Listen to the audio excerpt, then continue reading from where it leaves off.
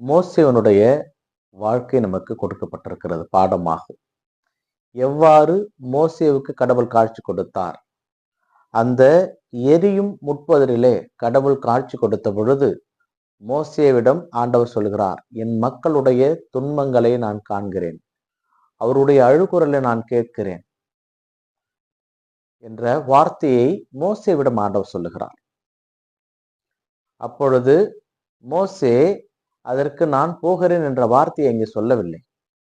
ஆனால் மக்களாகிய இஸ்ரவேலிடம் நான் உங்கள் கடவுளை கண்டேன் என்று நான் சொன்னால் அவருடைய பெயர் என்ன என்று என்னை கேட்பார்களே, நான் என்ன சொல்ல வேண்டும் என்று கேட்கிறார். அதற்கு ஆண்டவர் அவரிடம் இருக்கின்றவராக இருக்கின்றவர் நாமே என்று சொல்லும் என்று சொல்லிவிட்டு, ஆபிரகாமின் கடவுள், ஈசாக்கின் கடவுள், யாக்கோப்பின் கடவுள் நானே என்று சொல்லும், அவர்கள் புரிந்து கொள்வார்கள் என்கிறார்.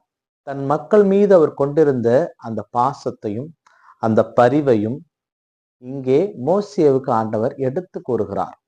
ஏனென்றால் என் மக்கள் படும் துன்பங்கள், என் மக்கள் படும் வேதனைகள், இந்த வார்த்தை தான் அது மக்கள் மீது அவர் கொண்டிருந்த கரிசனை. ஏனென்றால் ஒரு கடவுளுடைய வேலை படைப்பதும் காப்பதும், அதை மிகவும் செவ்வனே செய்கிறார் தந்தை கடவுள்.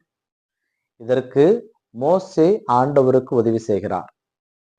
எதிர்காலத்தில் எகிப்துக்கு சென்று அவர்களை மீட்டு வருவதற்கு அவர் ஏற்றுக்கொள்வார், இறைவனுடைய வார்த்தையை தமதாக்கிக் கொள்வார், இறைவனுடைய எண்ணங்களையே தமதாக்கி கொண்டு அது வேலையை செய்வார்.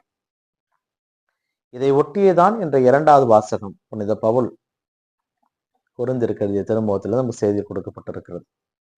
இதிலே புனித பவுல் பழைய ஏற்பாட்டை புதிய ஏற்பாட்டோடு அழகாக கணக்கு செய்வார். எப்படி அதை இணைப்பார் என்றால், மோசேவோடு இஸ்ரவேல் மக்கள் நடப்பதற்காக மேகத்தாலும் கடலாலும் திருமுழுக்கு பெற்றார்கள் என்ற வார்த்தையை பயன்படுத்தியிருப்பார். மேகமும் நீரை பொழியும், கடலும் நீர் இருக்கிறது. ஆக மேகத்தினாலும் மேகத்தினால் வழிநடத்தப்பட்டார்கள், கடலிலே நடந்தார்கள். இவை 2ஆலும் அவர்கள் திருமுழுக்கு பெற்றார்கள் மோசேவோடு இருப்பதற்காக. அவர்கள் அனைவரும் ஒரே அப்பத்தை பருகினார்கள். அங்கே இருந்த அனைத்து மக்களும் ஒரே அப்பத்தை பருகினார்கள், ஒரே நீரை பருகினார்கள்.